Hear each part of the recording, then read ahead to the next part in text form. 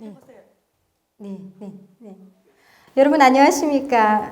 문학을 사랑하는 여자, 고전을 통해서 삶의 지혜를 얻고자 노력하고 있는 최금이 다시 한번 인사드리겠습니다. 반갑습니다. 네, 반갑습니다. 네, 오늘 이 자리에 오면서 정말 몇 날 며칠 밤을 새웠습니다. 제가 1000명의 최고로 1200명 관객들 앞에서 강의를 했었는데 그때도 안 떨었는데 오늘 이 자리는 너무 떨면서 준비해 왔는데 여러분들이 충분히 뭔가를 하나씩 건져가는 그런 시간이 됐으면 좋겠습니다. 그래서 처음에 제가 오늘은 톨스토이의 그 유명한 50대 중후반 때에 넘어가서 쓴 작품인데요. 사람은 무엇으로 사는가? 라는 작품으로 준비를 해보았습니다. 저는 제 전공이 좀 특이합니다. 고향에서는 건축공학을 전공했고요. 그렇지만 어려서부터 문학 소녀였습니다. 그래서 이미 고향에서 톨스토이 작품을 많이 읽고 왔고요. 그래서 저희 아버님이 구소련의 유학파 출신입니다. 그래서 부모님의 영향 때문에서 그런지 저희 어머니, 아버님이 다 러시아어가 능통하셨어요. 그래서 두 분이 좀 안 좋은 이야기를 하실 때는 러시아어로 속은다고 뭔 얘기를 하시지 하며 이랬었는데 아마 그 러시아가 그 어떤 운명이 저를 끌어당겼던 것 같습니다. 그래서 남한에 와서 러시아 문학을 전공하게 됐고요. 그 어떤 운명이 저를 끌어당겼다고 생각합니다. 문학을 좋아하다 보니까 또 한반도가 주변국의 영향을 안 받을 수 없는 상황이잖아요. 우리 조국이. 그래서 언젠가는 남과 북을 체험하고 그리고 또 주변국을 전공한다면 제가 할 일이 꼭 있지 않을까. 일단 우선은 학업을 마치고 시민들에게 고전의 묘미를 알려드리는 일을 하고 있고요. 앞으로 나아가서는 번역, 제가 생각하고 있는 번역 작품이 좀 몇 개 있습니다. 번역을 공부를 좀 많이 해서 의역을 하려니까 아직 실력이 딸려가지고요. 연습을 많이 하고 있는데 그래서 문학 강의를 하게 됐습니다. 그런데 우리 통총 아카데미잖아요.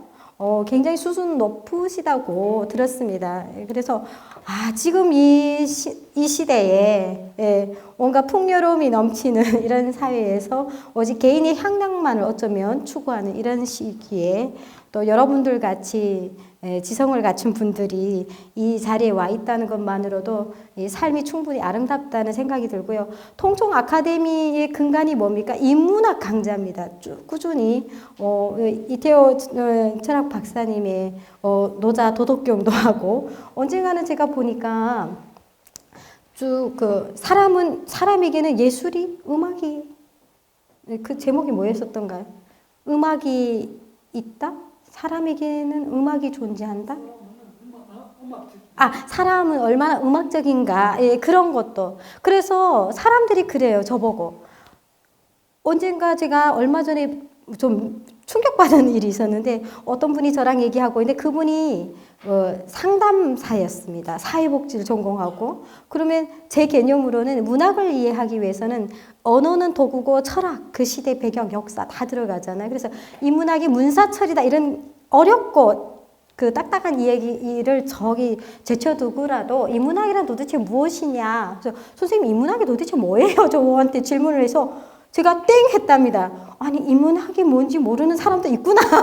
네, 아마 일반인들은 그게 좀 어렵게 다가오나 이런 생각에 최금희 방식대로 제가 MBC TV 특강에서 했던 건데 그 화면 이 바탕색도 전혀 바꾸지 않고 그대로 가지고 왔습니다. 휴머니티즈, 전문 용어로는 휴머니티즈, 인문학인데 휴먼, 사람. 그리고 우리 글로는 인문학 사람인 글문이잖아요. 사람을 연구하는 학문이라는 거죠. 그래서 인간 삶의 모든 영역을 탐구하는 학문이다. 이렇게 이해하시면 되죠. 그러면 그럼 그 영역이 어디서부터 어디까지인데? 그래서 삶의 지향점을 가르쳐주는 철학의 기본으로 들어간다는 이야기를 하는 거죠.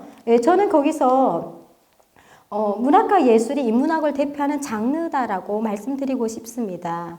보편적인 사례로 우리가 요즘 뭐 예를 들어서 흥행하는 영화, 뭐 천만 명 관객 돌파, 막 이런 영화, 그리고 우리가 안방 드라마, 드라마 다 보시죠? 저희 남편도 점점 여성 호르몬이 늘어가는지 나도 울지 않는데 혼자 울어요. TV 보면서. 드라마를 보면서 어떻습니까? 여러분들은 그 주인공들, 등장인물들의 삶의 희노애락에 웃고 울고 악역이 나면 저 나쁜 놈 하면서 같이 뭐 안타까워 하시고 그러잖아요. 예, 이런 것들이 왜 이런 현상이 일어나냐 하는 거죠. 바로 우리의 감성을 깨우치고 공감대가 형성된다. 충분히 설득 당한다는 관객이. 그렇게 저는 삶의 희노애락을 담은 문학예술이 대표적이다라고 보고 그런 차원에서 제가 톨스토이 문학 그리고 공자의 논어에 관한 강의를 합니다. 그래서 이 설득이라는 말이 나와서 말인데요. 아리스토텔레스 고대 그리스 철학자죠. 이분이 설득의 세 가지 요소에 대해서 언급한 적이 있습니다.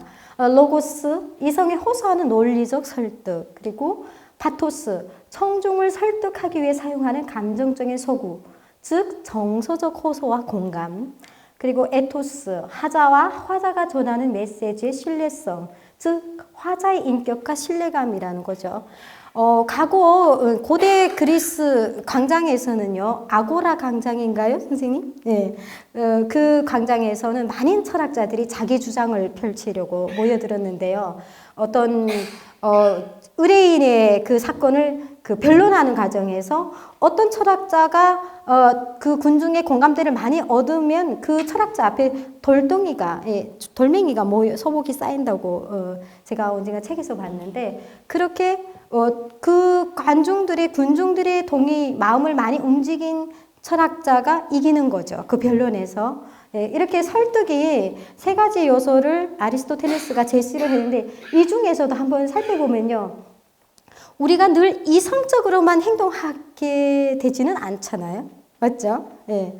우린 분명히 음식 쓰레기를 지정된 위치에 버려야 되고 관광을 가면 에티켓을 지켜야 돼. 이건 이성적인 거라는 거죠. 근데 잘 안 되잖아요. 아직까지도 어떤 부분에서는. 그리고 또 에토스 예를 든다면 오늘 여러분들이 저를 처음 만났습니다. 면대면으로. 그런데 과연 저 이쁘장한 여자가 젊은 여인이 뭔 고전을 이런 위구심도 들었을 테고 정말 어떻게 풀어갈 거지 굉장히 궁금하셨을 거예요. 그러니까 신뢰 반, 의문 반 이렇게 그러니까 보자마자 우리는 신뢰가 바로 형성되거나 대화가 바로 되는 건 아니라는 생각이 듭니다.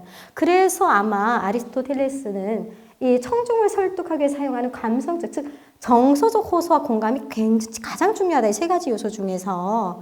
그래서 요즘 광고계에서도 이런 쪽으로 마케팅을 광고랑 보면 예전의 광고하고 지금의 광고는 많이 사뭇 다른 걸 알 수 있겠죠. 그래서 저는 도대체 이 사람은 무엇으로 사는가 이 작품을 통해서 톨스토이는 어떻게 청중을 우리 시청자, 독자들을 설득하려고 했었느냐, 어떤 메시지, 어떤 공감대를 형성해 갔을까 이런 관점에서 오늘 이 작품을 보겠습니다. 제가 오늘은 다음 주에는 이반 일리치의 죽음을 준비했으니까 오늘은 요 단편하고 톨스토이와 단편 이렇게 두 가지로 쭉 준비를 했습니다. 일단 톨스토이를 보면 어느 시대의 작가냐 하는 거죠. 19세기 작가입니다. 1828년도에 태어났습니다. 2살에 러시아 모스크바의 2시간쯤 남부 도시에 야스냐야 툴라라는 곳이 있는데 거기에 야스냐야 볼라라는 그 영지가 있습니다. 거기에 백작 가문의 넷째 아들로 태어났었고요. 이 19세기 톨스토이가 태어나고 또 서거할 당대 러시아는 그야말로 격변의 시대였습니다. 제가 강의 전에 일본의 메이지 유신, 당나라, 중국의 당나라 시대, 우리나라 고려 시대를 잠깐 언급했었는데 아마 러시아는 이때가 굉장히 격변의 시대가 아니었었나 이런 생각이 듭니다. 일단 푸시킨이죠. 첫 번째 분이. 푸시킨은 38살에 비명을 했기 때문에 굉장히 우리나라 국민들에게는 굉장히 익숙한 시인으로 알고 계시더라고요. 네, 삶이 그대를 힘들게 할지라도. 네. 그런데 사실은 푸시킨은 산문 작가입니다. 소설을 많이 썼어요. 그런데 너무 일찍 돌아가시다 보니까 미완성 소설이 많습니다. 그래서 아까도 말씀드렸지만 우리나라 강수지라는 여성을 세계적인 발레리나로 만들어준 작품이 바로 푸시킨의 예부기니 오네긴이라는 작품이었습니다. 산문 작품입니다. 그래서 재작년인가 은퇴하셨더라고요. 3년 전에 은퇴를 하셨더라고요. 그래서 19세기에 러시아는 어떤 시대였었냐면요. 그 18세기 말에 그 나폴레옹과의 전쟁에서 승리합니다. 러시아 제국이. 그래서 러시아 제국은 그야말로 뼈토르 대제를 거쳐서 러시아가 생긴 이래로 가장 힘이 강력해지었던, 그래서 그 지구상에서 가장 강력한 나폴레옹을 물리쳤단 말이죠. 그래서 나폴레옹이 패배를 하고 계속 퇴각해 갈 때 그 러시아의 병사들은 계속 유럽으로 추격해서 진격해 나갔습니다. 그러다 보니까 서유럽, 프랑스, 파리까지 군인들이 들어갑니다. 그때 러시아의 젊은 귀족 출신의 장교들, 참전했던 귀족 장교들은 엘리트잖아요. 어릴 때부터 불어를 배웠고 독어를 배웠고, 이런 엘리트 교육을 받은 청년 장교들의 눈에는 그 유럽이 굉장히 신선하게 다가왔죠. 굉장히 자기 개인주의, 그리고 감상적이고, 그리고 입헌군주제, 굉장히 놀라서 충격을 받습니다. 그래서 이 젊은 장교들은 조국으로 돌아온 뒤에 의기투합을 합니다. 뜻을 나누는 여러 동지들을 결사했고, 그 결사 단체가 사실은 그 세 가지, 우리도 뭐 어떤 일을 향하려면 여러 가지 의견이 나오기 마련이잖아요. 인간인을 똑같지는 않으니까. 그때 어떤 부류가 나왔냐면요, 입헌군주제를 주장하는 그 북방결사조직과, 그리고 또 전면적인 공화제를 목표로 하는 남방결사조직, 그리고 전 슬라브의 연방제를 구현하고자 하는 그 통일 슬라브 결사조직, 이렇게 세 부류의 젊은 장교층들이, 어쨌거나 이 사람들이 공동적인 목표는 뭐냐? 농노제도, 그리고 전제 정치에 실망을 했기 때문에 우리가 군주제도를 폐지하고 서양처럼 입헌군주제를 실시하자. 이게 궁극적인 목표였습니다. 그래서 데카브리스트난을 일으키는데 러시아어로 12월이 데카브리입니다. 그래서 그 혁명가들을 데카브리스트라고 합니다. 그래서 1825년도 12월에 데카브리스트난이 일어나는 거죠. 하지만 니콜라이 1세에 대한 충성을 거부하고 혁명을 일으킨 결과는 참혹했습니다. 다 탄압당하고 혁명은 실패로 돌아갔고 러시아 최초의 혁명이라고 보여집니다. 평가를 하고 있고요. 그 혁명이 실패로 돌아가서 거의 약 121명의 혁명가들이 교수용의 총살에, 그리고 시베리아 일입구 쪽으로 유배를 갔습니다. 그런 격변의 시기에 톨스토이, 그 3년 뒤에 태어나는 거죠. 이런 러시아 격변의 시대에 톨스토이가 태어났습니다. 그리고 이런 부분들은 러시아 19세기의 정치적인 면이라면 문학적으로는 어떻게 되었느냐. 마찬가지로 정치적인 면과 동시에 문화가 같이 들어오는 거죠. 서양으로부터. 그래서 감상주의가 들어오는 겁니다. 그래서 장교들은 그 유럽에서 1800년대 초부터 들이닥친 이 감상주의, 젊은 엘리트, 지식인들, 인텔리겐차라고 합니다. 러시아어로는. 그런 사람들이 감상주의, 즉 인간의 이성보다는 개인의 감수성을 중요시하게 되는 거죠. 서양의 문물을 받아들여서 과거에는 문학에서는 보통 르네상스 시대 이전에는 보통 문학이라는 것은 왕에게 바치는 송시, 개인 영웅을 우상화하는 송시, 그러니까 말 제대로 봉헌하는 거죠. 그런 문학으로 그쳤다면 이제부터는 자아를 반성하게 돼. 이 시대에 나도 사람이다 라는 것이 대두되게 되는 겁니다. 그래서 1828년에 태어났지만 그 19세기 초에 푸시킨, 그리고 레르몬토프, 고골과 같은 낭만주의 플러스 사회실주의, 즉 리얼리즘 작가들이 나오기 시작합니다.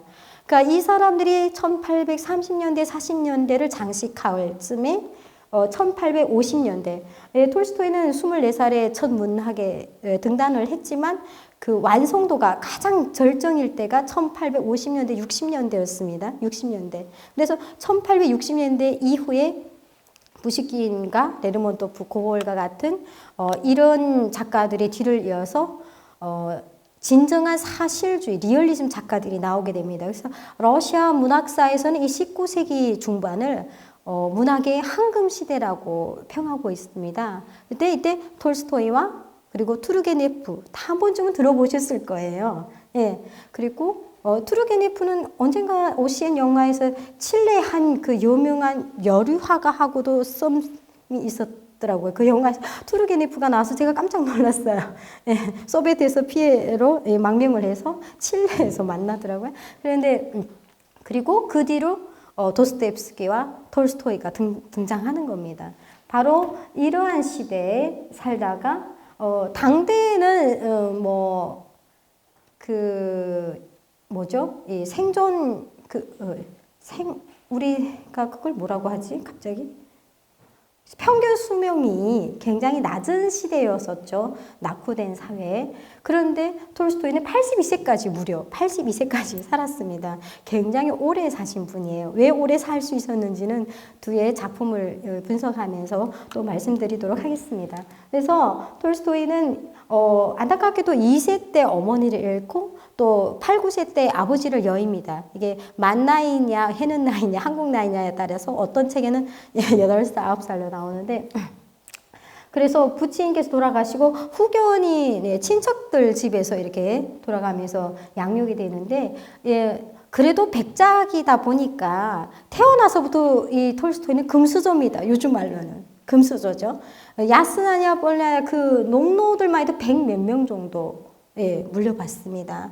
그래서 16살에 카잔 대학 입학하는데 그 전에 톨스토이는 어려서부터 제가 톨스토이 평전을 여러 작가들의 평전을 다 읽어봤습니다. 제가 톨스토이 전공이거든요. 예. 그래서 그 평전을 읽어보니까 뭐 학자들마다 보는 시각이 좀 다르더라고요. 그래서 여러 사람의 평전을 쭉 읽어봤는데 그 중에서도 러시아의 형식주의 학자 빅토르 시클롭스키 아시네요. 예. 빅토르 시클롭스키가 쓴 톨스토이 평전이 가장 톨스토이를 가장 객관적으로 다뤘다는 거죠. 우상화하지도 않고 있는 톨스토이 그 모습 그대로 담으려고 애썼더라고요. 그래서 그걸 쭉 보니까 거기에 이런 대목이 나와요. 어려서부터 말하는 걸 싫어하고 말은 적게 하고 글을 많이 쓰고 사색을 많이 하는 소년이었다라고 묘사되어 있습니다. 네, 시클롭스키의 평전에, 톨스토이 평전에, 시클롭스키가 쓴 평전에. 그래서 6살 때 어느 날 가족 그 친척들이 모인 그 파티, 그 집안에서 큰 고모 할머니인가 굉장히 집안에 굉장히 그 아마 유럽 사회에 영향을 받다 보니까 귀족 이 가문 이걸 중시하는 집안이잖아요. 그러다 보니까 그 고모 할머니께서 오신 날이던가 제가 오래전에 읽어가지고 그때 어른들 앞에서 그 6살짜리 꼬맹이가 시를 읊습니다. 어떤 시를 읊느냐? 부시킨의 시를 읊어요. 부시킨의 바다에게라는 시를 낭송합니다. 그때 완전히 당대에 굉장히 잘 나가는 작가 레르몬토프의 치하를 받습니다. 칭찬을 받아요.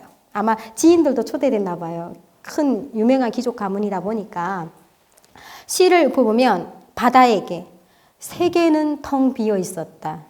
이젠 대체 어디로? 너는 나를 데려가려느냐 대양이여. 사람이 운명이란 그 어디서나 같은 것. 행복이 있는 곳에는 이미 지켜지고 있다. 문명이나 법군이. 이건 6살의 소년이 소화해내기에는 굉장히 진부한 내용입니다. 그렇죠? 이 사실주의 작가 부시킨이 세상을 향해서 터뜨리는 그 울분 같은 시인데 6살짜리 꼬맹이가 어른들 앞에서 이걸 읽어서 완전 얘는 싹수가 있다. 문학의 소질이 있구나. 최초로 인정을 받는 그런 사건의 계기라고 할 수 있습니다. 그래서 어려서부터 책을 많이 읽고 카잔 대학에 입학해서도 특이하게 동양어과에서 아랍어와 터키어를 전공합니다. 근데 이내 공부의 실증을 읽습니다. 어려서부터 뭐 피아노, 바이올린, 그리고 프랑스어, 독어. 그래서 톨스토이의 많은 원고들은 불어로 된 원고도 많습니다. 어떤 원서 이렇게 작품의 원고지. 예, 아내 소피아가 필사를 많이 했죠. 예, 톨스토이의 악피를. 예. 그런데 의외로 아랍어와 터키어를 전공하고 1년 있다가 너무 짜증나는 거예요. 그러니까 대학 교육이 너무 마음에 안 들었었나 봐요. 톨스토이 입장에서. 그래서 톨스토이의 그 일기들을 보니까 굉장히 그 고뇌했던 흔적들이 있습니다. 그래서 1년 뒤에 우연히 법대 강의를 들었는데 그 교수님 이름이 잘 생각이 안 나네요. 4글자였었는데 워낙 러시아 이름이 특이하니까 예, 한 교수의 강의를 딱 들었는데 뿅 가버린 거예요. 그래서 법과로 전과를 합니다. 예, 법대로. 예. 그래서 그 법을 또 배우는데 이 현실과 너무 괴리감이 크다는 거죠. 그래서 톨스토이는 이때 요즘 말로는 자퇴를 합니다. 예. 어떤 책에서는 톨스토이의 어떤 그 생애를 쓰는데 퇴학당했다고 하는데 사실은 자퇴 거죠. 톨스토이 일기를 보면 본인이 자퇴라고 쓰니까 저는 그렇게 알고 있습니다. 그리고 그 톨스토이가 가장 좋아했던 책이 루소입니다. 루소. 그래서 저도 대학원 다닐 때 교수님이 톨스토이를 전공한다니까 루소의 회고록 읽어와 이러더라고요. 아니 이 두꺼운 거 읽고 왜 자꾸 읽으라는 거야 하면서 예. 왜 톨스토이가 루소에게 빠졌는지에 대해서 먼저 알아야 된다 네가 이런 이야기를 하시더라고요. 그 뜻인 것 같았어요. 그래서 그 재미없는 루소의 회고록을 계속 반복해 읽고 요약해 가고 퇴짜 맞고 막 이런 일을 반복을 했었는데 그리고 고골 외투라든지 고골의 코 작품 굉장히 유명합니다. 그 당대를 풍자하고 비웃고 풍자한 거죠. 고골의 저작을 탐독하고 대학을 중퇴하고 고향의 야스나야 볼라에 가서 농장을 경영하면서 지주가 되는 거죠. 나으리가 된 거죠. 여기서 톨스토이의 삶은 완전히 터닝 포인트인 거죠. 이때 그러니까 성인이 되니까 고모 후견인으로부터 재산을 다 돌려받습니다. 성인이 된 다음에 자기 넷째에게 할당된 재산을 다 찾아옵니다. 그래서 야스나야 볼레아가 넷째 아들에게 상속이 된 땅이라고 해요. 그래서 농장을 경영하니까 일단 돈이 많습니다. 부가 있죠. 예, 뭔가 그 전에도 형 아들 따라다니면서 율락가에 다니고 톨스토이는 14살, 15살에 그 성병 이름 뭐지라? 매독에도 걸려온 적이 있었고 그 일에 대해서 평생 자기의 우리는 천혜성이라고 남자는 뭐라고 하나요? 남성성이라고 하나? 네, 남자성을 율락가에 바친 거에 대해서 평생을 고통스러워했어요. 네, 진심으로 참회를 했고요. 그래서 이때 많은 농장 경영을 하면서 농노들의 삶을 가장 근거리에서 볼 수 있는 그래서 제가 삶의 터닝 포인트가 됐다라고 하는데 그래서 부하방탕한 삶도 하고 농민들과 직접 풀도 베고 그래서 부활에 그 안나카리나의 레빈이 풀베기 장면이 유명하지 않습니까? 노동의 보람, 진정한 참됨 이런 것들을 깨달았고 그런 와중에도 자기가 가진 부에 대한 그 죄책감 그리고 한때 그렇게 방황했던 자기 삶에 대한 그런 것들 그래서 그걸 다 청산하기 위해서 새로운 나를 찾기 위해서 22살에 카프카즈 요즘은 조지아라고 하나요? 조지아라고 하는데 혹은 그 체젠 아직도 러시아하고 거기는 아직도 뭐 분쟁이 일어나는 지역인데 거기에 장교로 참전을 합니다. 형하고 같이. 근데 참전을 했는데 전쟁터에 가니까 아무리 장교라고 하지만 완전히 전쟁터에도 하인을 끌고 가더라고요. 그래서 일기에 보면 하인이 말을 어떻게 청소하고 있다, 씻기고 있다, 이런 묘사가 나오더라고요. 그래서 헐, 정말 금수저군. 전쟁터에도 하인이 따라다녀요. 그런데 보통 병사들이 아침에는 싸우러 나가자, 돌격 앞으로 하면 우락하게 나가잖아요. 그럼 많이 죽어버리는 거잖아요. 그걸 보는 거죠. 직접 전쟁터에서 삶 가지고 매일 시체들이 쌓이는 걸 보면서 삶에 대해서 죽음에 대해서 생각을 하게 되는 또 다른 터닝 포인트가 엄청난 충격으로 와닿았습니다. 그래서 이때까지 내 삶은 도대체 무엇이냐라는 회의 속에서 자신의 자전적 소설을 씁니다. 어린 시절을 그 당대의 가장 유명한 그 잡지 동시대인이라는 잡지에 올립니다. 연재를 합니다. 나중에는 단편소설 1편, 2편, 유년시절, 소년시절, 청년시절. 대학 시절까지 쓰려다가 못 썼어요, 이분이. 그래서 3부작, 처녀작을 발표하는데 굉장히 감수성이 예리하고, 그리고 너무나도 24살의 청년이 보기에는 자신의 삶을 너무 객관적으로 드러낸, 거기에는 자기 어머니도 아버지도 서슴없이, 아버지에 대해서 서슴없이 비판하고, 하녀들도 좋은 하녀, 나쁜 하녀, 하녀의 좋은 점들은 극히 찬양을 하고, 굉장히 저는 이 처녀작으로 논문을 썼어요. 그러면서 톨스토이를 더 잘 이해하게 됐죠. 어쩌면 보통은 우리가 자서전을 보통 60세, 70세 은퇴하고 쓰잖아요. 예. 뭐 어떤 대통령님의 자서전을 보면 잘 된 일은 다 자기가 한 일이요, 못된 일은 다 남이 탓이로다 이러더라고요.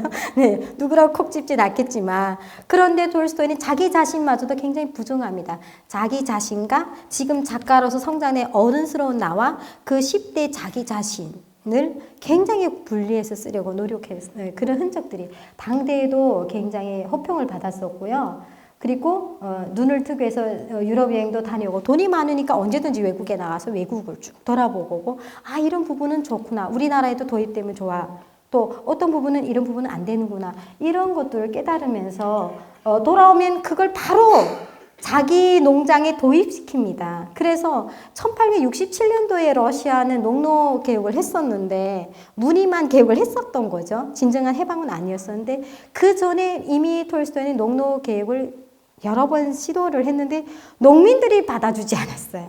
우리 나우리가 부활에도 나옵니다. 그 대목이 네올루도프 공작, 그건 톨스토이 분신이라고 하는데, 우리 나우리가 좀 어떻게 된 거 아니야? 가령 예를 들어서 어떤 농장주는 막 이 한 평에 막 1000루블을 소장료를 받는 다음에 톨스토이는 10,000루블 받는, 톨스토이는 거저 주기는 그렇고 해서 1000루블 정도. 그러니까 아니 나우리가 무슨 속심이 있는 거 아니야? 그 부활에서 그 장면이 나와요. 레빈의 안나까리나의 레빈의 농노들도 그렇게 의심스러워하고, 하인들이. 그리고 부활에서도 네올루도프의 하인 농장의 농노들도 자기 주인이 선행을 베푸는 거에 대해서 당황해하는 거죠. 그래서 여러 번 실패를 합니다. 그래서 어쨌거나 진보적인 주주로 생활하면서 끊임없이 아내 소피아와 18살 어린 아내 소피아의 내조를 받으면서 열심히 농장 경영과 집필 활동을 계속합니다. 그리고 제가 놀라운 것은 톨스토이가 1884년에 노자의 도덕경을 번역합니다. 그래서 이 톨스토이 생애를 쭉 공부하다 보니까 간디하고 서신 주고받은 내용도 제가 원서로 다 봤어요. 근데 보면 간디가 톨스토이하고 서신을 주고받고 회신을 주고받은 다음에 간디 비폭력사상이 나왔단 말이죠. 그리고 톨스토이 무소유. 그래서 아마 그런 것들이 이 노자의 무의자연인가요? 박사님? 네. 이런 데서 영감을 많이 받지 않았을까. 그래서 톨스토이의 작품들을 보면 50세 전의 작품과 50세 후반의 작품이 갈립니다. 50세까지는 어떻게 삶을 어떻게 살아야 되는구나, 이렇게 진짜 자아를 어떻게 실현해 가야 되느냐에 초점을 맞췄다면, 50세 이후에는 자기는 열심히 그렇게 성실하게 살아야 된다고 작품을 통해서 떨쳤는데, 정말 톨스토이는요, 자기가 가진 것에 대한 이 죄책감을 늘 가지고 평생 가지고 살았던 것 같아요. 요 뒤에 보면요, 한참 뒤에 있구나. 예. 그래가지고 노자의 무의자연을 받아들이면서 번역하면서, 그리고 그 뒤로 종교적으로 자기가 어떤 소피아하고 끊임없이 대립을 하는데, 소피아에게는 어땠냐면요, 현재 상황의 톨스토이 인간이라는 톨스토이와 작품 속의 톨스토이가 다르다는 거죠. 소피아는 가장 근거리에서 남편이 그런 모순점을 봐니까 화가 나는 거예요.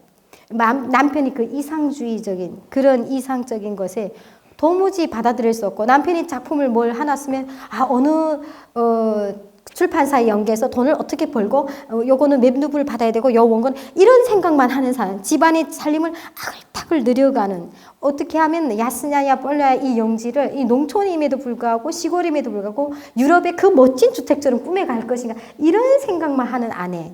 그런 아내와 정말 농민들하고 텁텁한 옷을 그냥 슈바 긴 허술한 옷을 평생 입어요. 제가 톨스토이 생가에 가서 그 옷을 딱 유리관 속에 있는 걸 사진도 찍었었는데 제가 예쁘게 나오지 않아서 올리지 않았습니다. 네, 그걸 보면서 이 슈바를 걸치고 매일 농노들하고 대화를 하고 예, 어느 집 농가에는 무엇이 필요한지 이 집에는 왜 살림이 어려운지 이해하려고 애썼던 거예요. 근데 소피아는 그런 남편을 이해하기 어려운 거죠. 그래가지고요, 농민들을 돕기 위한 일들 많이 하고요. 무엇보다도 선행을 많이 베풉니다. 그래서, 그 부활이나 안나까리나 작품을 쓰고 난 뒤에는요, 이 절필을 합니다. 잠시. 그리고 그런 것들의 마음의 공허함을 그 모순점 자기도 안단 말이죠. 이중적인 자신의 모습에 방황을 하다가 신에게 매달리는 거죠. 그래서 톨스토이가 종교에 매달렸다기보다는 종교의 좋은 것만 받아들이고 자기가 전혀 종교적인 삶을 살지는 않았어요. 그렇지만 때로는 그 종교적인 그 자기의 어떤 지탱점이 필요하잖아요. 사람에게는 그런 것을 종교에서 찾았던 거죠. 그래서 요약 복음서를 자기식으로 다시 재해석하고 인생에 대하여 그래서 또 그 우리가 기독교 가톨릭계도 마찬가지입니다. 그 비폭력이라는 게 나오잖아요. 네. 그런 것들. 그래서 우리나라에서도 제가 언젠가 이 통성 아카데미 때 작년이죠. 그 얘기를 했었는데 우리나라 조선 그 후기 이광수 작가 그분도 사실은 친일 작가, 그러니까 톨스토이를 수용했는데 잘못 수용한 거죠. 네. 톨스토이의 비폭력 사상을 잘못 해석했기 때문에 우리는 한군의 시민이니까 군에 나가야 되고 징집되어야 된다 이렇게 한 거죠. 네. 그렇지만 인격적인 저자였던 홍명희 선생님은 톨스토이 있는 인간 톨스토이를 수용한 거죠. 예, 우리가 이 비폭력을 잘못 깨달으면 진짜 원수가 맨밤 되면 오른편을 내밀고 이런 식으로 생각하는데 우리 드라마에서도 보면 여러분들이 혼돈하기 쉬운 부분일 것 같아요. 제가 사례를 듣는데 맞는 건지 모르겠습니다. 박사님. 만일 과거에 자기 부모의 원수를 갚는다고 또다시 나도 악행을 저지르잖아요. 맞죠? 상대를 죽이기 위해서. 그러니까 생명을 죽인다는 게 사회에서 매장시키기 위해서 그 사람을 죽이기 위해서 또 다른 악행을 저질러야 되는 그런 것이 폭력으로 맞선다는 그 비유가 적정할 것 같습니다. 맞습니까? 저는 그렇게 톨스토이 비폭력 사상을 이렇게 이해했습니다. 그래서 종교적으로 그래서 이 작품도 아마 종교적인 작품이라고 하는데 우리가 삶의 지침서가 될 만한 그런 작품이라고 생각합니다. 그래서 톨스토이가 이야기하는 진정한 그리스도인으로 산다는 것은 제가 언젠가 어느 원서에서 봤습니다. 내 안에 진정한 신을 모시는 거다. 그리스도를 모시는 거다. 진정한 그리스도인이 된다는 것은 내 안에 진정한 주님을 모시는 건데 그것이 무엇이냐? 주님이 원하는 것이 뭡니까? 사랑입니다. 선입니다. 그걸 끊임없이 행할 때만이 나가 진정한 그리스도인이라고 말할 수 있다라고 한 겁니다. 그런 내용이 이 작품에 녹아져 있는 것 같습니다. 이 작품에는 사실 또 다른 작품이 있습니다. 제가 나눠드린 이 종이에도 있는데, 이 작품을 1881년도에 썼는데 그 뒤로 계속 단편을 써서 1885년도에 네 가지 작품을 묶어서 사람은 무엇으로 사는가와 다른 이야기들이라고 이렇게 묶어서 낸 단편집을 내놓았어요. 지금 우리나라에는 시중에는 여러 전공학자분들이 번역을 하셔서 여러 편이 나와 있는데 역자가 다 다르더라고요. 그래서 보면 다른 단편, 바보 이한이라든지, 세 가지 질문이라든지, 3 question, 이런 것들 다 묶어서 이렇게 또 출판한 작가들도 있고, 다 달라요, 이 목차가. 작품의 등장인물은 시미온, 러시아어로는 시미온이라고 합니다. 시미온. 영어 이름으로. 종교적으로 시몬이라는 가난한 구두 장인이 나오고요. 미하일이라는 그 천사가 나옵니다. 근데 미하일은 이 천사는 하나님에게서 벌을 받아서 인간 세상에 잠깐 내려왔어요. 그리고 구두를 주문하고 죽는 부자 신사가 있습니다. 그리고 동네 아주머니 쌍둥이 고아를 친자식처럼 입양해서 키우는 그 양엄마가 있고요. 이 첫 장면이 이래요. 소설의 줄거리가 아주 몇 장밖에 안 되는데 시몬이 구두 장인이니까 굉장히 가난합니다. 그래서 자기가 농사를 지을 수 있는 농토가 있는 것도 아니고 막말로 소설에서는 그 한 달에 빵 먹기 위해서 그 빵, 흘레브가 필요한데 러시아 주식이 빵이잖아요. 그래서 빵을 사는데 3루블 정도가 드는데 그 빵을 살 돈이 없는 거예요. 네, 그래서 아내가 맨날 바가지를 긁어요. 아내가 맞들여나가 어째 밥값도 제대로 못하고 말이야. 그래서 어느 날 겨울이 됐는데도 이 내외가 외투 한 벌로 지냅니다. 이 고골이 외투라는 소설 여러분들 꼭 한번 읽어보십시오. 그 외투에 맺힌 한이, 서민들의 한이, 양민들의 한이 얼마나 심각한지. 그래서 러시아의 모스크바에 제가 유학을 할 때 영하 20도, 19도 평균. 요즘 많이 온난화가 때문에 많이 올라간 것 같아요. 제가 고향에 있을 때도 할빈에 가서도 영하 22도던데 그쵸? 예. 옛날엔 영하 3, 40도였어요. 과거에는. 지금 많이 온도가 올라가서 20도인 거예요. 제가 2월 7일에 계약을 하니까 2월 2일에 먼저 갔는데 4월 말까지 하루도 빠지지 않고 눈이 오더라고요. 모스크바에. 예. 근데 그게 낭만적으로 멋있는 한방눈이 소담소담하게 내리는 게 아니라 진눈깨비도 내리고, 예, 발이 계속 젖고, 2만 원짜리 싸구려 부츠를 신고 가는데, 그 에이즈 검사 때문에, 예, 러시아는 에이즈 검사 학위서가 꼭 있어요. 요즘 비자 없이 나가지만 비자가 나오는데, 부산에 대사관에서 지정된 병원에 에이즈 검사 받으러 갔는데, 부산역 그 강장 그 지하 상가에 부츠를 팔아서 2만 원짜리 신고 갔는데 나갔다 들어왔는데 양말이 다 젖어버리죠. 바로 버렸어요. 네, 그래서 그 뒤로 56,000원인가 다시 튼튼한 부츠를 사 신었던 그것도 아주 저가의 반월당 지하 상가에서 네, 중간에 방학에 귀국해서 다시 사 신고 갔던 기억이 나는데 그 부츠를 아직도 제가 갖고 있어요. 추억의 부츠.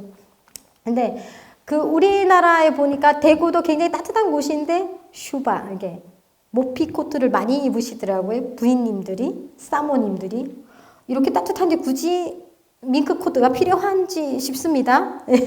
굉장히 의아하더라고요. 그래서 정말 왜 모피를 입어야 되는가는 러시아의 그 시비리 벌판의 그 추위, 모스크바의 추위를 보면 느껴져요. 그래서 뇌감기 듭니다. 선생님, 귀 모자를 꼭 쓰고 오세요. 이러는 어떤 현지인이 계셨어요. 그래서 성당에 가는데, 주일마다 지친 영혼을 달래러 한인성당을 1시간씩 기차 타고 갔습니다. 제가 대학 기숙사에서. 그런데, 하루는 이 귀가 뚝 떨어져 나갈 것이, 그러니까 체감 온도가 더 차가웠던 것 같아요. 그 정도로 춥습니다. 그런데 외투 한 벌로 내가 사니까 얼마나 힘들겠습니까? 그래서 올해는 외투를 꼭 장만하자. 외투를 사려니까 가죽을 사가지고 맡겨야 되는데 기성복 시대가 아니어서 그래서 당신 오늘 좀 가서 외상값이나 좀 받아와. 이렇게 해서 뭐 외투 사는데 얼마 몇 루블이 필요한데 뭐 손에 지금 몇 루블이 있고 뭐 소설에서 그렇게 얘기합니다. 그래서 아무튼 이거 사러 가요. 사러 갔는데 어느 농가에 들리니까 뭐 이래 핑계 저래 핑계 주고 외상값을 안 줘요. 어느 농가에 가니까 또 뭐 안 줘요. 겨우 3루블인가 2.5루블인가 받아왔어요. 외상값을.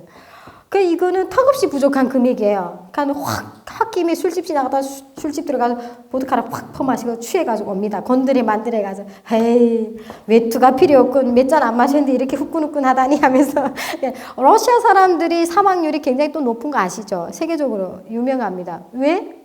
보드카를 많이 마시기 때문에. 예. 그 2011년도인가 제가 뉴스에 봤는데 이제는 맥주도 이제는 음주로. 예. 그때까지는요, 모스크바 사람들이 맥주는 아예 음주라고 생각하지 않았어요. 길거리 구석구석마다 술 마시는 맥주 캔 부딪히는 사람들이 있었어요. 저는 좀 무서워가지고 항상 피해 다니고 스킨헤드들 만날까봐 피해 다니고 막 이랬었는데 굉장히 소심해서 모스크바 거리를 거니었던 것 같습니다. 그래서 이 사람은 완전 용감하게 지구장에서 술 처먹고, 술 마시고 이렇게 막 다녀요. 그러다가 교회 모퉁이 집으로 가는 길인데 교회 모퉁이에서 벌거벗은 사람을 발견합니다. 그래서 에이 몰라 내 사는 것도 힘들어 죽겠네. 지나가는데 양심이 자꾸 발목을 잡죠. 이러면 안 되는데 하면서 그래도 저런 사람 얼핏 뒤돌아보니까 사람이 움직여요. 그래서 갑니다. 아니 왜 여기서 이렇게 추위에 떨고 있느냐 하니까 하느님의 벌을 받았어요. 이 사람은 그냥 대수롭게 받아들여. 무슨 사연이 있어서 이렇게 했는데 나쁜 불안당들이 이 불쌍한 사람의 옷까지도 다 뺏겨갔구나, 이렇게 강도당했구나, 이런 생각을 하죠. 그래서 에라 모르겠다 하면서 자기 옷가지를 입혀주면서 집으로 데려옵니다. 맞들여나가 막 난리 나죠. 외상값 받아와서 올겨울엔 따뜻하게 외투를 입고 보내는 줄 알았더니 남편이 웬 거지를 데리고 온 거예요. 또 옷 한 벌 실오래기 한낱 걸치지 않은 거지를 데리고 왔어요. 뭐 궁시렁궁시렁 합니다. 그 궁시렁궁시렁 하니까 그러다가 보니까 이름이 미하일이래요. 자기 미카엘인데 러시아 말로는 미하일이 가만히 있으니까 마드레나가 그래, 저 사람도 하느님이 불쌍한 영혼인데 내가 너무 이러면 안 되지. 그래서 뭐 따뜻한 거 먹을 거 드릴까요? 해서 내일에 먹을 빵을 미리 쑥둑쑥둑 잘라서 따뜻한 우유를 덮여서 먹으라고 줘요.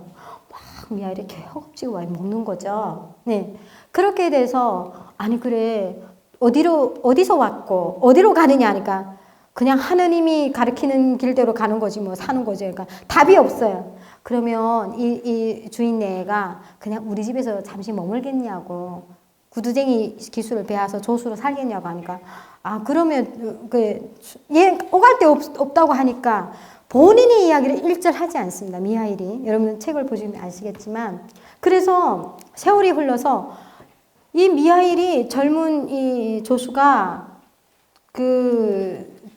중국말에 장장호랑 투체랑이라고 이 제자가 스승을 압도한다는 그런 말이 있어요. 아니, 이 사람이 더 구두를 수선 잘하는 거예요. 그래서 장사가 잘 됩니다. 그래서 삶이 좀 나아져 가고 있고, 마트려나나 미하일은 완전 싱글벙글해서 살아가고 있는 와중에 어떤 귀족이 요란하게 마차를 타고 옵니다. 마차를 타고 와서, 아무 날에, 1년을 신어도 망가지지 않을 가죽 구두를 든든하게 만들어내시오 하면서 주문을 하고 갑니다. 그러니까, 아니, 그래, 1년이나 든든할지는 누가 장담합니까? 많이 걷거나, 어쨌거나. 그래도 어떡하겠어요. 목구멍이 포도청이니까 주문을 받습니다. 그래서, 그 전에, 마드레나 아주머니가 밥을 차려줄 때 미하일이 가만히 있다가 아주머니를 보면서 빙그레 웃었어요. 한번 웃어요. 그 다음에 신사가 갚버려요. 그 신사를 갚버리고 나서 야 미하일 빨리 본을 떴냐? 예, 디자인 떠가지고 열심히 만들어요. 근데 마드레나가 얼핏 보니까 아니 가죽 장한지 부춘지 구두를 만들려고 했는데 얘가 슬리퍼를 만들고 있어요. 근데 마드레나가 뭔가 좀 이상하다 하면서 뭔지 모를 분위기에 압도돼서 너무 열심히 하니까 말을 못했다고 해요. 그래서 이러고 있는데 좀 깨름직하다 했는데 아니다 다를까 그 귀족이 가고 나서 얼마 뒤에 그 귀족 하인이 헐떡헐떡 옵니다. 아니 주인장 이 구두 주문을 바꿔야 되겠네 해요. 왜 그러냐가 우리 나으리께서 가던 도중에 죽었대요. 그때 미하일이 웃어요. 얘는 정말 말도 크게 안 하고 웃지도 않고 이렇게 표정이 전혀 무뚝뚝한 사람인데 한번 웃습니다. 또 그리고 세월이 흘러서 6년이 난 세월이 흘러서 이 집에서 아예 눌러 앉습니다. 그러다가 쌍둥이 자매를 데리고 쌍둥이 자매의 신을 맞추러 한 아주머니가 오는데 그 아주머니가 그 아이가 자기 친자식이 아니에요. 그래서 아니 어떻게 돼서 이런 아이를 그래 한 아이는 좀 다리를 쩔어요. 그러니까 어떻게 돼서 몸도 성하지 않은 이런 고아를 데려다 키우게 되느냐 참 대단하다 막 그러는 거예요. 그러니까 이 아주머니가 참 내 동네 부인이 돌아가셨는데 얘 피덩이 같은 걸 낳고 죽었는데 차마 고아원에 보내면 좀 불쌍하지 않느냐. 그래서 내가 좀 살림이 조금 여유로우니까 그래 그냥 내 자식처럼 키우고 있다. 그런데 그래서 신을 맞추러 와서 참 세상에 요즘 같은 세월에 이런 천사 같은 사람이 있어요. 막 시몬과 마트레나가 막 이렇게 얘기를 하니까 미하일이 또 웃어요. 여러분 미하일이 몇 번 웃었을까요? 네, 3번 웃어요. 3번. 네, 3번이나 웃습니다. 그래서 그 순간에 미하일이 갑자기 빛이 나면서 날개가 생기면서 영화에는 그렇게 나옵니다. 영화에도 소설에도 그렇게 나오는데 갑자기 빛이 나면서 이 사람이 하늘로 올라가는 거죠. 천상으로 올라가면서 그러니까 아니 뭔 일인고 두 부부가 두 내가 이렇게 올려다봅니다. 그러니까 사실 나는 하느님에게서 아까 그 여자의 어머니 영을 거두라는 명을 받았는데 그 여자의 엄마의 그 영혼을 거두려고 내려오니까 그 어머니가 이 피덩어리를 남편도 없고 얘를 어떻게 샀냐고 제발 내가 얘들을 좀 키울 수 있게 내 영을 좀 거둬가지 말아달라고 제발 이 천사에게 비는 거예요. 그래서 미하일이 천사가 그 아주머니 영을 못 거두고 갔어요. 하늘 올라가니까 하느님이 당연히 노하셨죠. 왜 내가 준 명을 집행하지 않았느냐 해서 내려가서 그 대신에 다시 그 영혼을 거둬라. 거두는 대신에 인간 세상에 내려가서 사람이 마음속에 무엇이 있는가? 사람에게 주어지지 않은 것은 무엇인가? 사람은 무엇으로 사는가? 이 해답을 얻어오너라. 그래서 그 어머니의 영을 다시 거두러 내려가서 올라가는데 이미 하느님이 벌을 줬기 때문에 갑자기 날개가 일어져가지고 하늘 뚝 지상에 떨어졌대요. 알몸으로. 네. 그러던 것을 시몬이 발견한 거죠. 그래서 미하일 이스칼, 미하일은 찾았다. 이렇게 소설의 원문입니다. 아트베티나 바프로시 이 질문에 대한 대답들을 슈도 예스지 불류지아크 사람에게는 슈도 무엇이 있느냐? 슈도 넨다나 류지아크 사람에게 주어지지 않는 것은 무엇이냐? 쳔 류지 쥐브 사람은 그 무엇으로 사느냐? 이 질문을 던지는데 나는 이 질문을 찾았다. 첫 번째 질문의 답은 뭡니까? 그 마트리오나 아주머니가 투덜투덜거리면서도 자신에게 빵과 그 부족한 양식 안 그래도 식주가 부족한 빵과 자기 헌옷을 찾아가지고 남편이 헌옷을 찾아 옷을 입히고 그리고 밥상 따뜻한 우유를 주는 그 모습에서 사람의 마음속에는 하느님의 사랑이 있구나라는 것을 깨닫고요. 두 번째, 부자 신사가 구두를 맡겼는데 가죽 장화를 맡겼나? 그랬는데 슬리퍼를 교체하자. 아마 장례식 때에는 수의와 슬리퍼를 신기나 봐요. 그때 그 풍습이. 그래서 인간은 자신에게 무엇이 일어날지를 예단하지 못한 그 어리석다라는 것을 깨닫습니다. 그리고 주어지지 않은 것이 미래를 내다보지 못하는 어리석음이라는 거. 그리고 마지막에 그 쌍둥이 자매를 친자식처럼 거두는 그 아주머니의 모습을 보면서 사람은 사랑으로 사는구나 라는 것을 해답을 찾았기 때문에 난 이제는 하늘로 올라간다. 슉 날아가요. 날아가서 다시 두 부분 정신 차리니까 지들 뿐인 거예요. 네. 그래서 단편이 하나 끝나고요. 제가 시간이 좀 되면 이것까지 하려고 했는데 요거 짧으니까 잠깐 또 얘기할게요. 두 번째 작품은 사람에게는 얼마만큼 땅이 필요한가. 그 다음 해에 쓴 작품입니다. 이 바홈이라는 농부가 있었습니다. 우리 옛날부터 지금이나 옛날에나 예나 지금이나 그 농부의 희망은 하나입니다. 넓은 토지를 갖고 싶은 거. 남에게 소작당하지 않고, 맞죠? 예. 그래서 바움도 정말 열심히 일해서 돈 벌면 조금 땅 맞이기를 조금 넓혀갔습니다. 예. 넓혀가는데, 어제 뉴스에 법물공원인가요? 땅 주인들이 시장님하고 면대면 하는 장면이 나오대요. 예, 이 공원 공간을 수십 년 동안 내줬는데 이제는 내 땅 권리를 해소하겠다 이러던데 그래서 거기에 밑에 땅 지주 이렇게 나와 있더라고요. 와, 요즘도 지주란 표현을 쓰는 거야. 그래, 맞지. 땅지의 주인. 옛날에 지주는 나쁜 표현인 줄 알았는데 지금도 지주란 표현을 쓰는구나. 새삼스럽게 조금 평소엔 잘 와닿지 않는 단어들이니까. 그래서 자기는 그래서 소지주가 됐어요. 땅의 주인이 됐는데 욕심이 끝이 없는 거죠. 땅을 어떻게 하는? 그래, 땅이 작으니까 자기 소나 말을 산에 매놓는데 벌판에 매놓는데 다른 지주의 땅에 막 들어가요. 그러면 그 지주 관리인이 따라다니면 벌금을 매겨요. 화딱지 나는 거예요. 스트레스를 받는 거죠.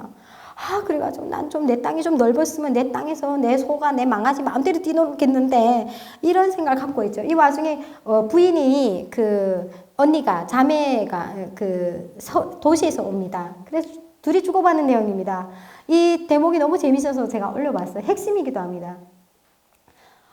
바홈의 아내가 이렇게 얘기를 하죠. 비록 우리가 하는 일이 험하고 거칠긴 해도 한편으로는 안정적이죠. 누구한테도 머리를 조아릴 필요가 없잖아요. 도시 생활은 유혹이 많잖아. 아무 때나 도박, 여자에 빠질 수도 있고. 우린 최소한 땅맞이기가 있으니까 배는 꼴지 않는다.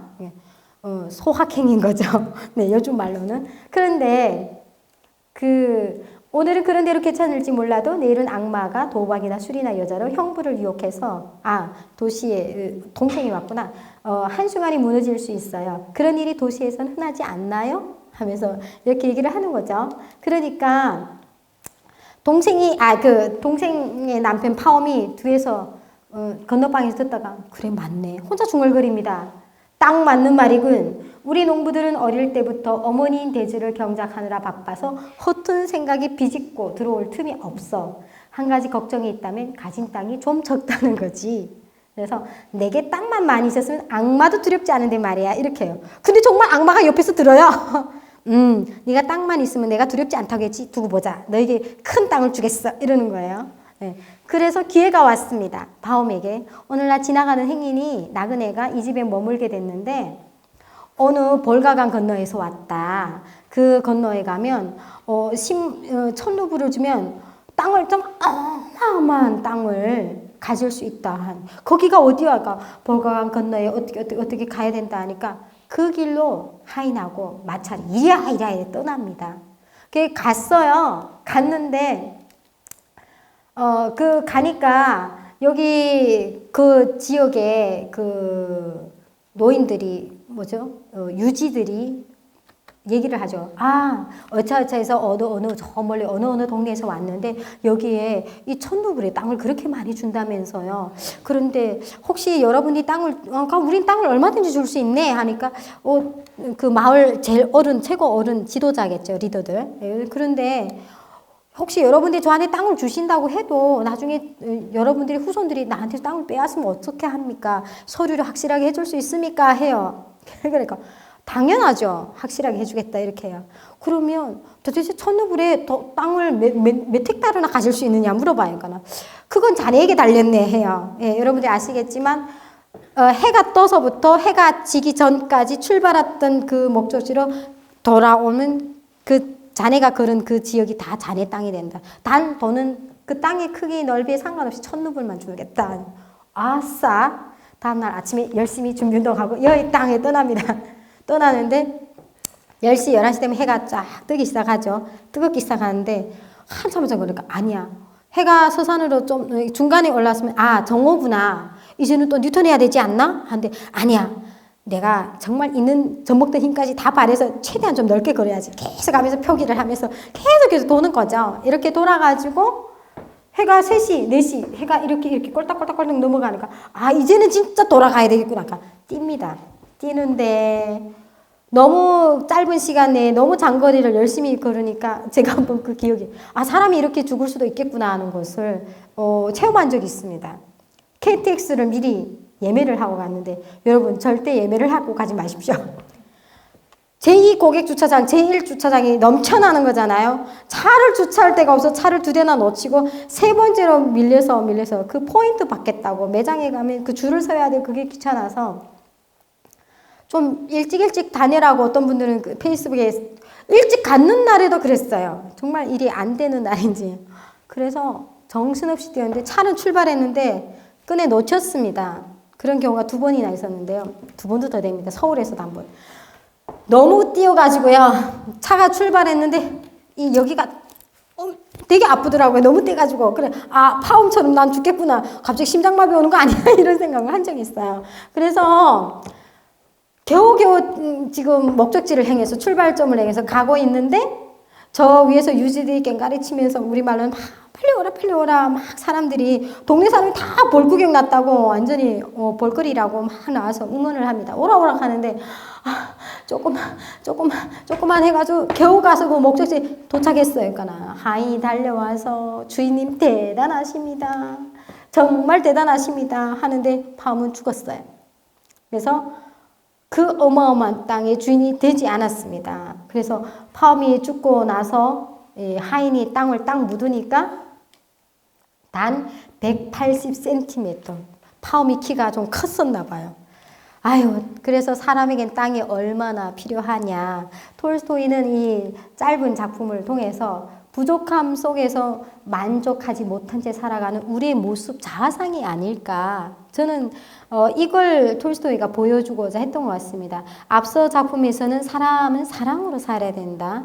물론 종교적인 것도 있지만 우린 역시 사랑으로.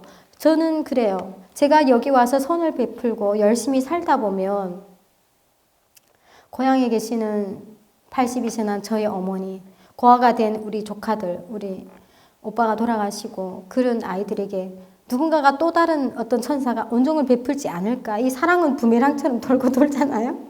그런 생각을 해요, 제가.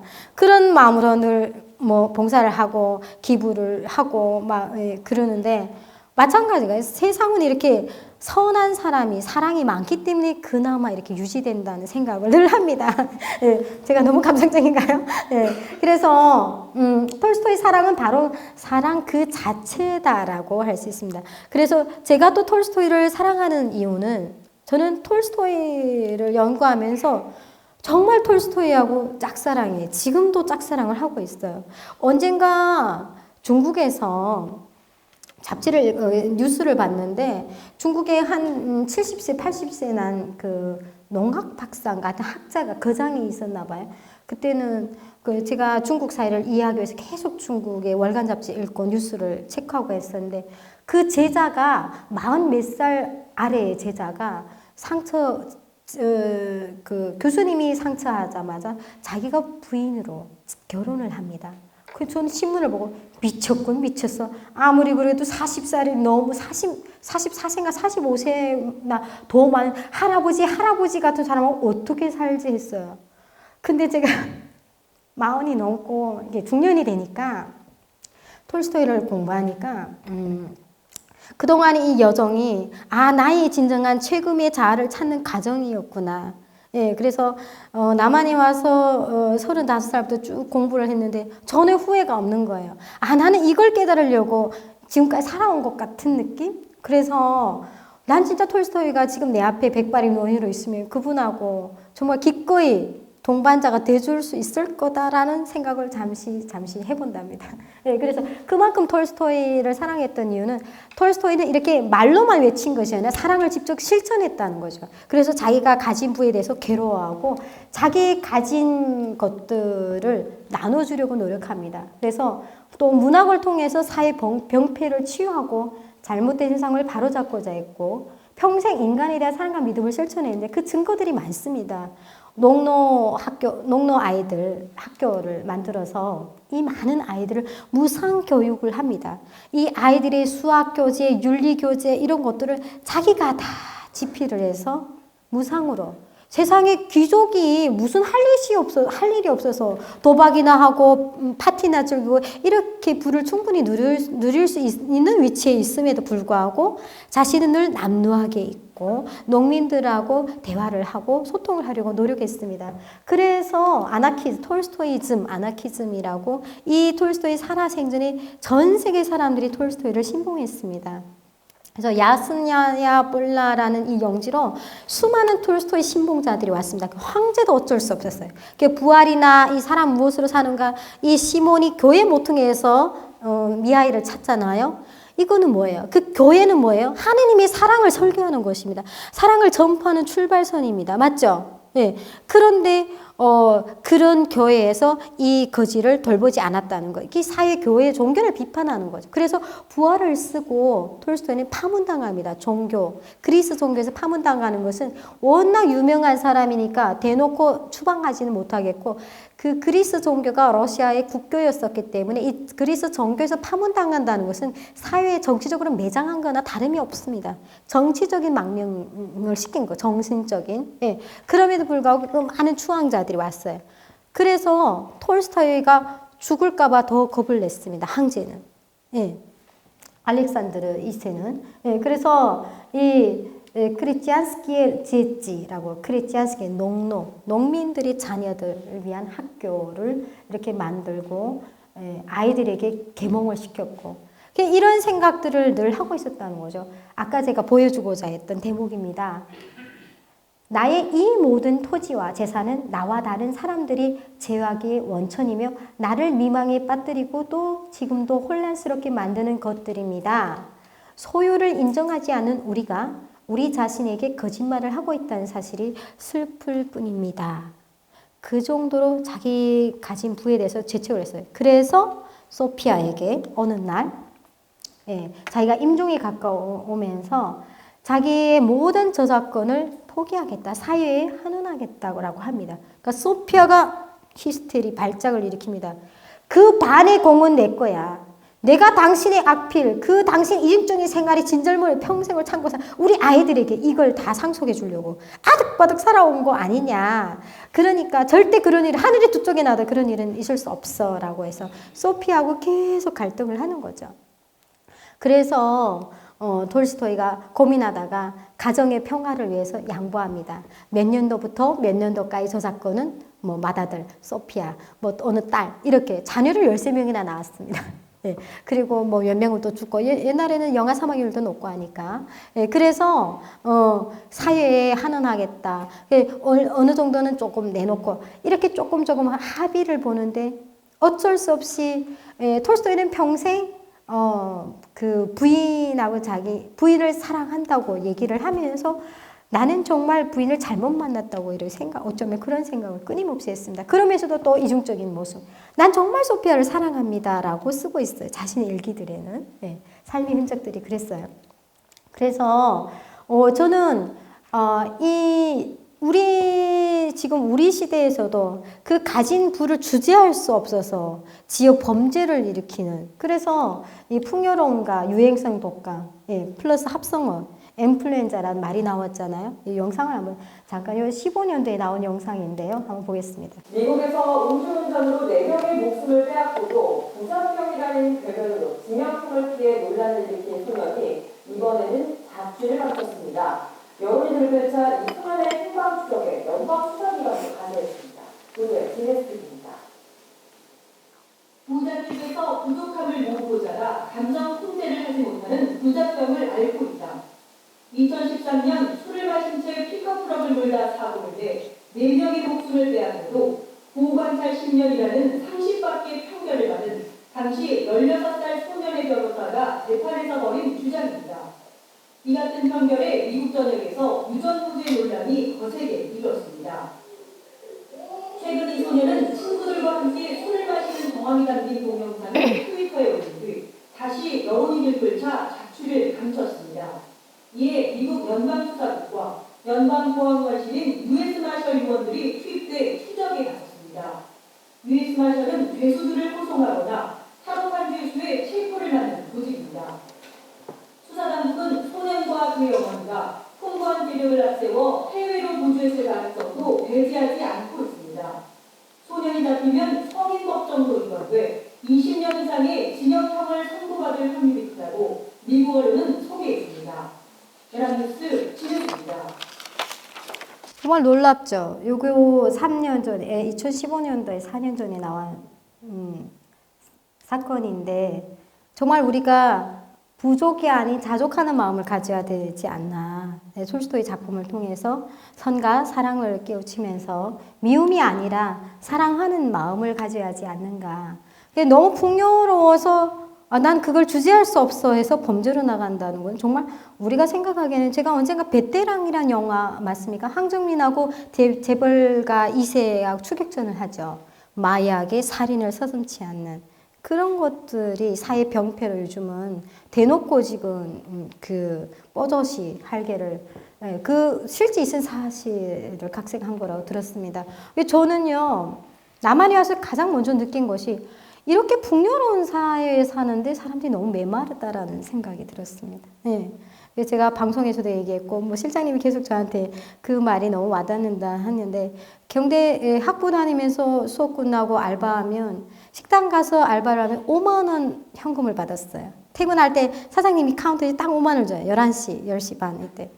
버스도 끊기고 걸어서 집으로 3, 40분 걸어서 왔고요. 그리고 막 과외를 하는데 지금은 제가 30만, 50만 줘도 할까 말까 고민하고 있습니다. 이 아이가 정말 나를 필요로 하느냐. 어학과외를 제가 10년째 하고 있습니다. 네, 러시아어, 중국어 과외를 하고 있는데 저희 제자들이 이제는 박사도 나왔고요. 예, 포철고 다니는 명문고생도 나왔고 인서울에 러시아과 다니는 애들도 나왔고요. 평창올림픽에 러시아 의전 통역을 해서 신문에 나온 제자도 있고요.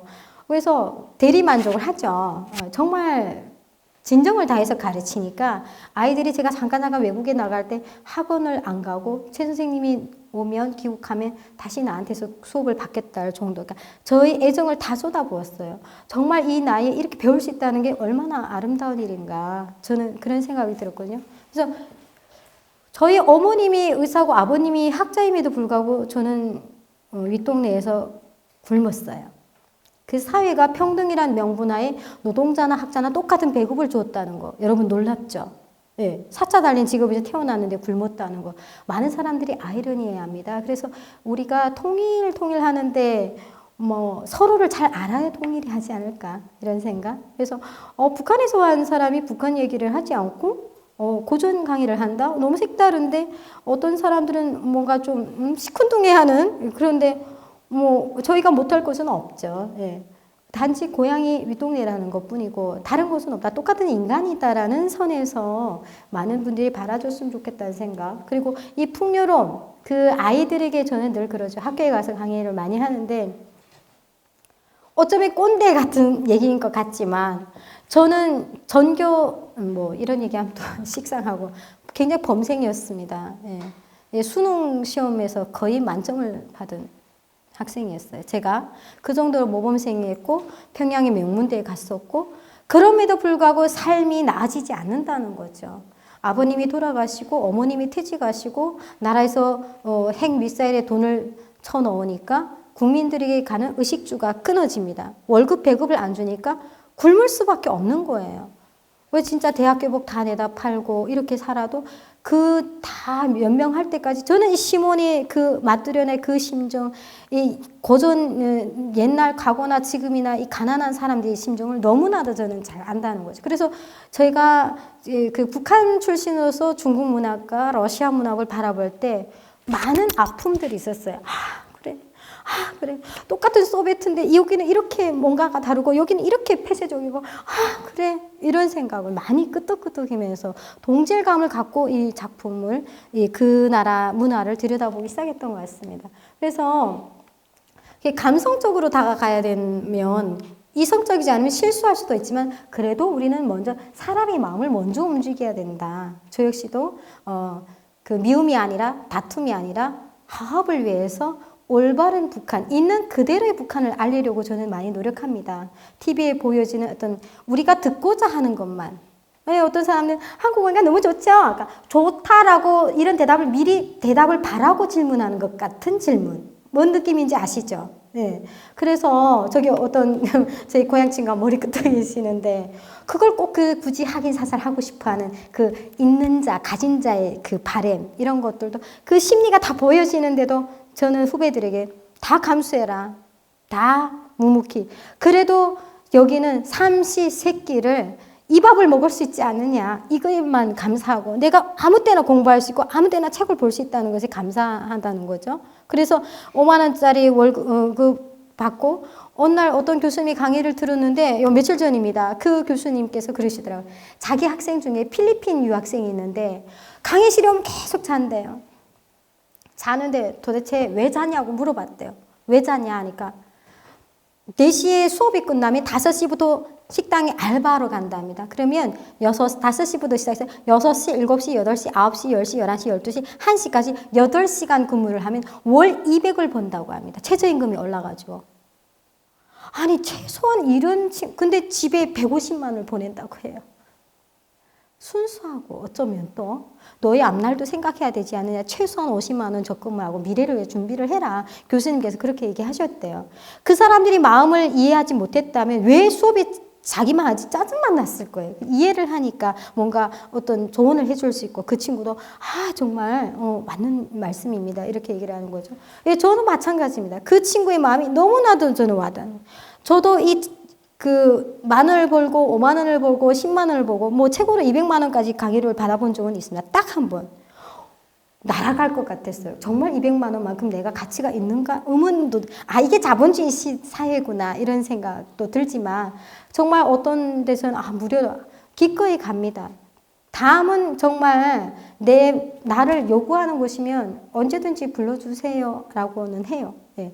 그렇지만 마음속으로는 또 이중적인, 차비라도 줬으면 이런 마음도 없지 않아 있겠죠. 그럼에도 불구하고 지금 삶에 충분히 감사하고 삽니다. 그래서, 세상의 문제는 똑똑함이 아니라 지혜와 감성으로 해결하다. 아까 톨스토이나 푸시킨이나 그리고 제가 미켈란젤로 이태리의 유명한 건축 예술가 미켈란젤로를 보니까 그 소크라테스가 한 얘기가 딱 맞는 거예요.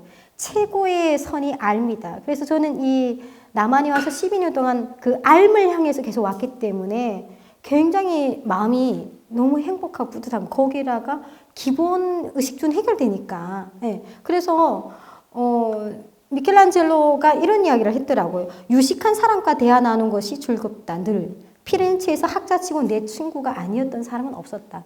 많은 후세의 학자, 예술가들 어떻게 미켈란젤로의 그 성당의 그 벽화, 이 천정 벽화 너무나 아름답죠. 예. 정말 저는 뮤지엄 같은 곳에 가서 이렇게 작품을 한참 제가 아직 뭐 성화에 대한 깊은 요해가 없지만 이콘에 대한 깊은 요해가 없지만 열심히 성당 다니며 성경책을 읽습니다. 요게 요 성경의 요 대목이구나 막 이러면서 지금도 알아가는 중입니다. 이렇게 보면 왜 이 사람이 이렇게 세계의 후세에 남길 위대한 작품을 남길 수밖에 없었는지 10대 이미 단테 페트라르카의 시를 즐겨 읽었고 철학 서적을 탐독했고 인체 해부학, 천체학 다 두루두루 서적을 읽었다고 합니다.